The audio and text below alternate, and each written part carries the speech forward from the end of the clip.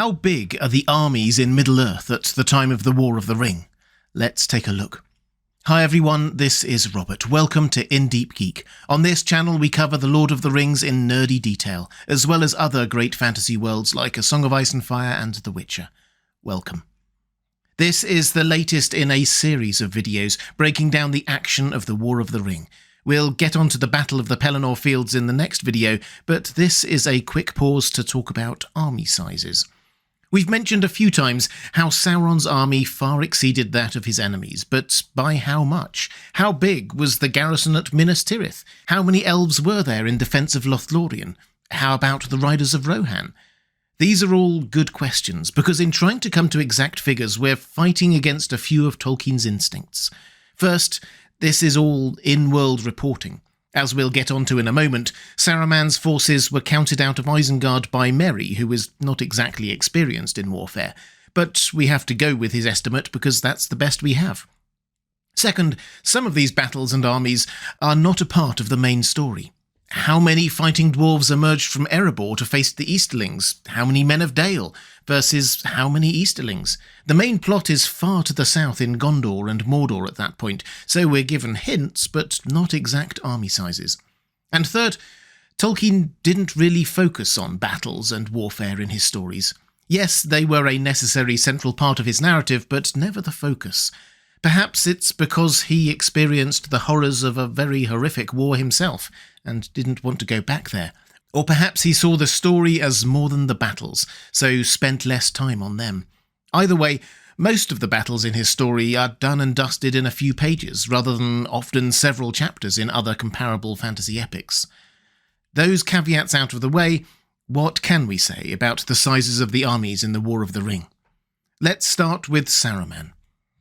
Saruman had been secretly building an army for a while, but still he had one of the smallest forces in the war. His objective in attacking Rohan was to divide and conquer, hoping to keep Rohan's strength tied down through things like Gríma's control over Théoden, and because he had been so secret, surprising his opposition by the strength he did have, focusing on battles he thought he could win rather than waiting for Rohan's forces to unite. A fight against the Rohirrim in an open field would have been a massacre. Merry's estimation of those forces is as follows. I saw the enemy go, endless lines of marching orcs, and troops of them mounted on great wolves, and there were battalions of men too. Many of them carried torches, and in the flare I could see their faces. Most of them were ordinary men, rather tall and dark-haired, and grim, but not particularly evil-looking. But there were some others that were horrible, man-high but with goblin faces, sallow, leering, squint-eyed. Of all sorts together there must have been 10,000 at the very least, said Merry. They took an hour to pass out of the gates.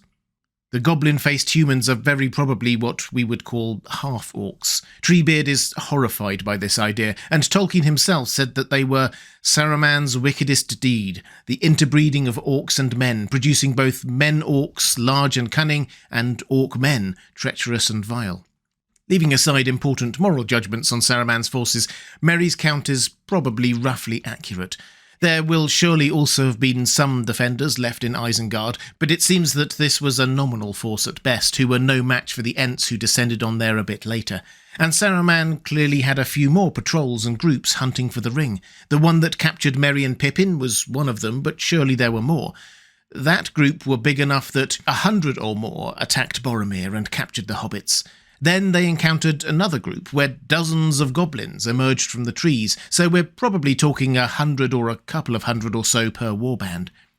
At the end of the story, there also seemed to be something like 150 or so ruffians who took over the Shire, so if Merry is right with his estimation of 10,000 marching out of Isengard, at the very least, plus the warbands, plus whoever stayed in Isengard, plus the ruffians, we're obviously talking more than 10,000, but probably still less than 15,000 total. I've seen some estimates a bit more than that, but 12 to 15,000 in total seems like a reasonable central estimation.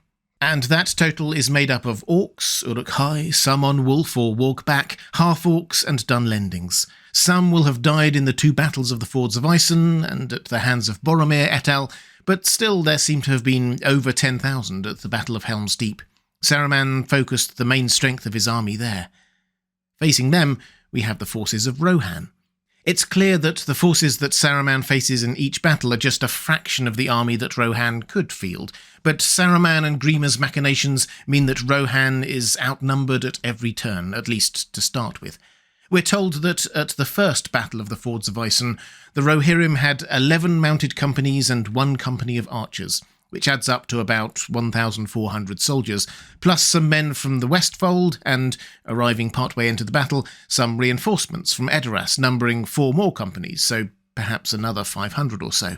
All told, 1,500 or so soldiers, then battle was joined and obviously some were lost, then 500 more arrived. At the second Battle of the Fords of Isen, Saruman seemingly fielded the bulk of his forces, so at least 10,000, against Rohan's maximum 2,000. The resultant rout is therefore understandable. The Battle of the Hornburg again starts with a clear majority for Saruman, the bulk of his 10,000 left against the 1,000 or so garrison of Helm's Deep under the redoubtable Gambling, plus 1,000 more in reinforcements from Theoden. Later, Gandalf and Erkenbrand arrived with 1,000 more survivors from the battles of the Fords of Isen. Then there are the Huorns. Tolkien never gives us an accurate count for the Ents and Huorns, but there are clearly enough to eliminate the defenders of Orthanc and take out the retreating orcs at the Battle of the Hornburg. Your guess is as good as mine on that, but a forest full? And after all that, Theoden, once more in control of all his forces, but after many had been lost in battle, decides how many he can spare to help Gondor. This is what he thinks. 10,000 spears I might have sent riding over the plain to the dismay of your foes. It will be less now, I fear, for I will not leave my strongholds all unguarded. Yet 6,000 at the least shall ride behind me. At the height of its powers, Rohan could field even more. Scholars suggest perhaps 12,000 knights. But after fighting various battles outnumbered and outmanoeuvred in different parts of their country, and knowing that other attacks were possible, 6,000 was what they could spare. At which point, let's head north. Several battles take place off-camera, as it were, in The Lord of the Rings, while our main characters are engaged in sneaking into Mordor or defending Gondor. As such, we have a lot less information about troop numbers and even the shape of the battles. One battle, taking place over 3 days, is between the Easterlings under Sauron's rule and a combined force of dwarves from the Lonely Mountain and men of Dale. Several decades earlier, in the Battle of the Five Armies, Dain's forces from the Iron Hills were just more than 500 strong. We know that Erebor grew in strength since then, but surely even with immigration and the rather slow dwarf birth rate, they couldn't field more than the low thousands. Similarly, the Lake Men in that earlier battle numbered only 200 or 300. Surely they couldn't have grown more in those few decades than to another few thousand. All told, the army of those two allies must have been a few thousand at most. And given that they were pushed back and forced into a siege in Erebor until news broke of events further south, we can probably assume that the invading Easterlings had a larger army to start with, though not overwhelming. Maybe 5,000 to 10,000, but that's just a guess. Mirkwood and Lothlorien were also attacked, though this time by orcs from Dol Guldur, supplemented by some orcs from Moria.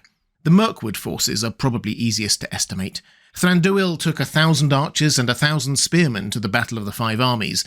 Assuming a relatively stable elf population since then, and adding some because presumably the Elven King didn't take all of his forces to Erebor back in the day, I'll guess at 3,000 Mirkwood soldiers, being a mix of archers and spearmen. The host of Lothlorien is harder to estimate, though. It's a relatively small area and seemingly quite sparsely populated. They successfully defended themselves against 3 attacks during the War of the Ring, but I'd expect Galadriel's magic had quite a large part to play there. So your guess is again as good as mine. Probably smaller than Thranduil's army, so 1,000? They didn't really get involved in the action, but I think we can assume that Elrond at Rivendell would have been able to call on even fewer than that. The orcs of Dol Guldur attacked both Lothlorien and Mirkwood several times, including both at one time, losing pretty much every time, but still managing to come back until their final defeat. They therefore probably initially outnumbered the elves, but not overwhelmingly so. Let's put this one at, 10,000, or perhaps as high as 20,000 given the defender advantages. Again, Tolkien gives us few clues here, so it's just an educated guess. Feel free to disagree in the comments below. I'd be fascinated to know what you think. By way of a summary in the Northern Theatre, Sauron's forces seemingly outnumbered the Free Peoples by a few thousand, enough to prevent those forces supporting Gondor and Rohan and weakening them for future attacks, but not enough to actually defeat them. And with that, let's return to Minas Tirith, because that's where we have the most detailed descriptions from Tolkien on force sizes, as the defenders of the city count their allies in as they arrive. Karen Wynne Fonstad in the Atlas of Middle-earth gives us a very good rundown of these forces, and Christopher Tolkien, who read the book, didn't disabuse her of her notion, so let's go what she said as a reasonable estimate. First, Denethor's garrison at Minas Tirith itself was around 2,000 strong. It had probably been larger, but the Battle of Osgiliath a few months earlier had been costly, and he had some forces set aside to defend Caer Andros and go with Faramir to defend the river and Osgiliath immediately before battle was joined. Denethor also called in the banners, and around 1,100 arrived from the southern fiefs, a mixture of bowmen, hillmen, fisherfolk and the like, plus an estimated 1,200 from Dol Amroth. That's 700 plus a company on horseback. So that's 4,000 to 4,500 there, defending Minas Tirith when Sauron's forces first attack. You can add to that 6,000 Rohirrim, and perhaps 1,000 more from the southern fiefs, and a handful of Grey Company that Aragorn brought from the south partway through the battle. So 11,000 or thereabouts in total defenders. Facing that, the Witch King's army was... An army of such size had never issued from that vale since the days of Isildur's might. That's over 3,000 years. We're told of 18,000 Haradrim, plus their war Oliphaunts, plus Easterlings and Orcs. Tolkien also reveals in Unfinished Tales that more than half of Sauron's forces, presumably not including those held in reserve in Mordor that we find out about later, were involved in this battle. Given that we estimated the northern forces as 10 to 20,000, that puts the Witch King's army at 30 or maybe 40,000. If it were much more than that, then the word-precise professor would surely have talked about the majority of Sauron's forces being at Minas Tirith, or almost all of them. Unless, of course, you think there could have been more in Dol Guldur, you could go round in circles on this very easily. Any which way you look at it, the Free Peoples were vastly outnumbered at the Pelennor Fields, and only won because of... Well, we'll look at that in the next video. When it comes to the Battle of the Morannon outside the Black Gate, we do have some reasonably precise numbers from Tolkien.